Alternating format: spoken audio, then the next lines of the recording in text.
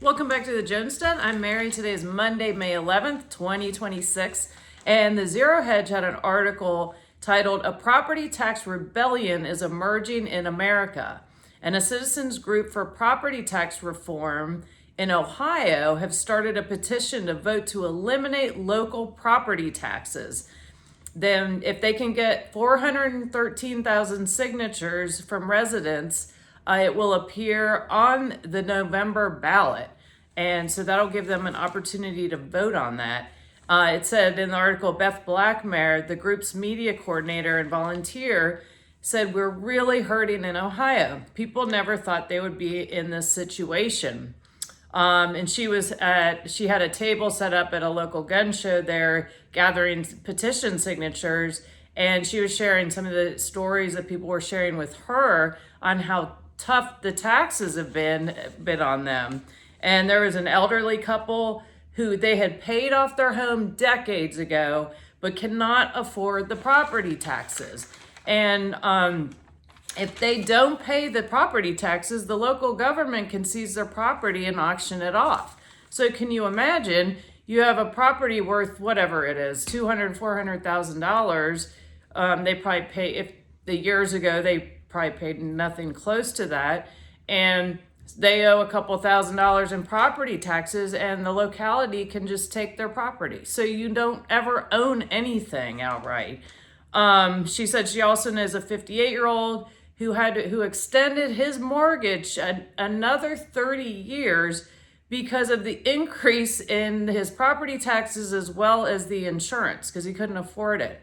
And then another man told her he took a part-time job at Lowe's in order so that he could make extra money to pay the property tax increases on a rental property that he owns, because he didn't want to raise the rent on his tenants. So, these governments don't care though, do they? And the article was talking about, this is not just in Ohio, as we all know.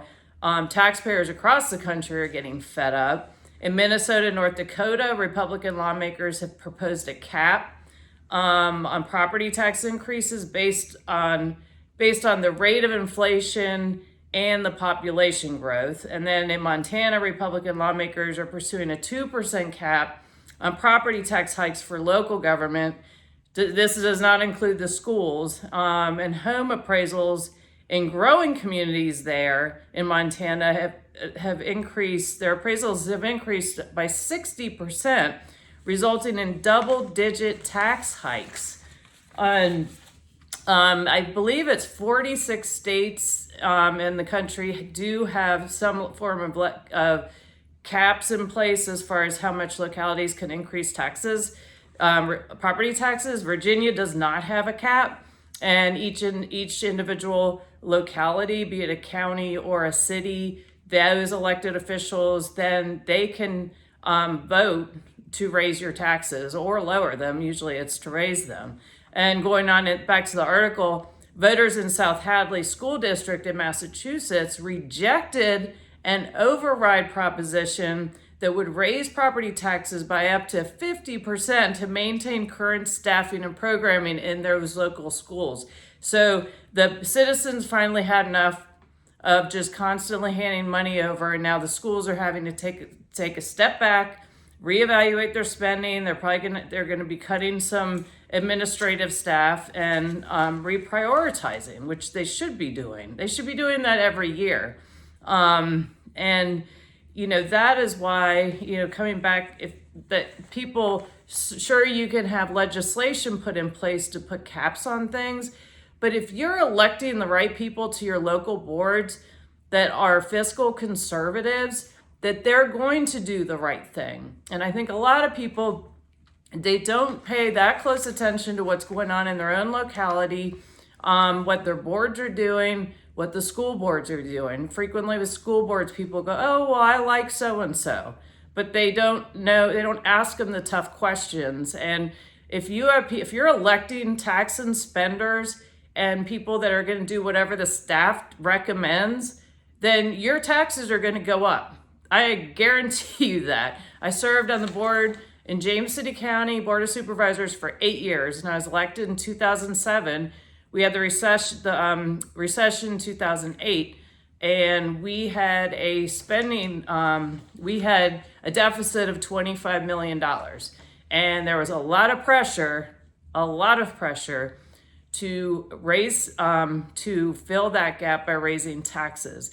And I was appalled by that, because when you have that kind of a deficit, that means the citizens are hurting, and you don't turn around and raise taxes on them, because that just makes a bad situation worse. Thankfully, we had a majority on the board that were like-minded, and so we cut spending by about $25 million and did not raise taxes, and ended up getting a AAA bond rating, the first for the county, back when those actually meant something. When there wasn't, that has changed a lot. Anyway, so again, and now things have changed, and it goes back to paying attention to what your locality is spending money on. Are they spending money on the year after 2015? I was off the board.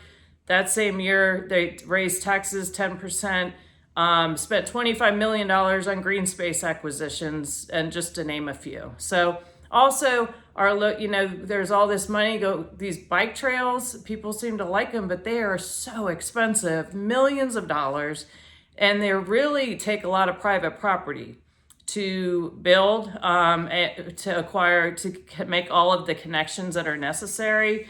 So really, that's what has got to happen, because it really boils down to getting decent people that give a hoot about the people that live in the community, and not special interests, getting them elected on your local boards and on your school boards. So, because I always seemed to me, schools, the spending for schools is huge, but there's not accountability as to return on investment, if you will, as far as pupil performance. There's a lot of emphasis on building new schools, and they're very reticent to suggestions of adding on to schools that already existed. So anyway, and people are feeling just that they're literally working in order to survive and to pay taxes, and pay their local government. And it should not be like that. The local government is supposed to be there to serve the people, not the other way around. And we can't afford it anymore anyway. I mean, it's really the citizens, we have it coming from all directions now. Yahoo Finance reported the risk of $5 gas can no longer be missed, JP Morgan warns, amid Iran war oil shocks. And analysts said the ongoing war with Iran is no longer just driving up crude oil prices, it is squeezing global fuel supplies in ways that could increase the cost of gasoline, diesel, and jet fuel. We know that. And today, last I checked, Brent crude is at $104 a barrel. And then there was an article on oilprice.com. It said Morgan Stanley said oil buffers could run out before Hormuz opens.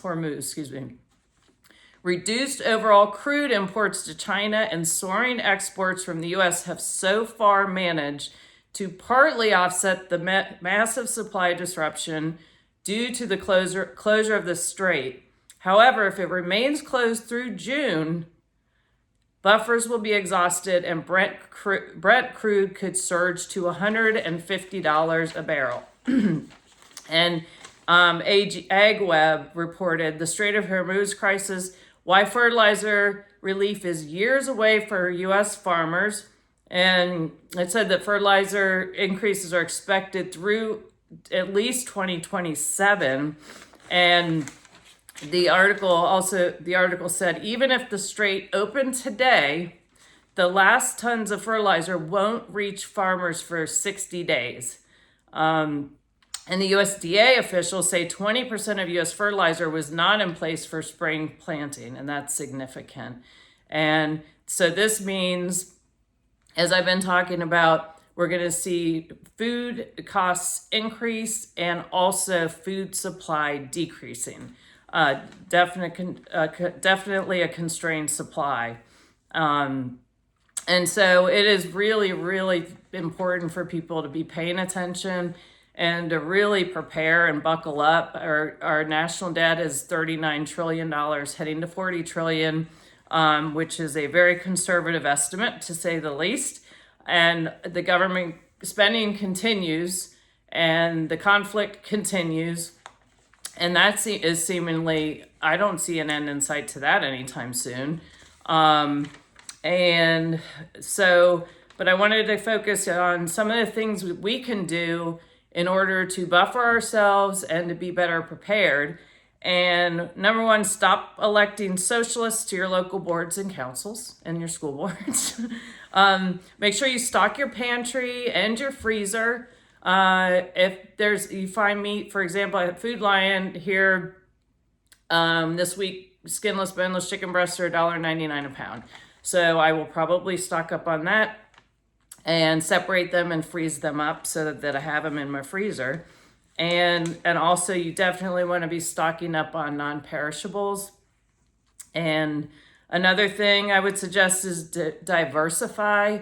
Don't put all of your eggs in one basket, so to speak. I talked about a bank failure just the other day, and protecting your money, but also we're seeing the devaluing of the US currency, and where it's, what you used to be able to buy for $1, it's $10 or $20. And so one thing about gold and silver, and I'm not a financial advisor at all, but gold and silver will never be worth nothing. A fiat currency can definitely be worth nothing. Just ask people in Venezuela. And last I checked, gold today is up $8.14, so it's at $4,734, and silver is up $5.32 to $86.27. So that shows you the fact that seems to be going back up. There is a reflection of more instability globally. So that would be a suggestion I have, is to diversify into precious metals, which I have done some of. And then also make sure you've got water backups, and just really work to be as self-sufficient as you can be, as far as making sure you're prepared in the event that you have a banking meltdown. We're gonna see prices surge, so you've got to just be prepared for that. Stock up on things you use regularly today, and that way you can kind of ride that out. Also think about growing some of your own food, because if you've been to the grocery store lately, the price of a lot of produce has really gone up already. So, and then if you can, get backyard chickens, and that way you just have a great protein supply in your own backyard. But definitely pay attention to what's going on, and also make sure that you are physically fit to the point where you can protect yourself if you need to. So anyway, thank you all for watching. Please like, subscribe, and share. And I look forward to talking to you again soon. Have a great day.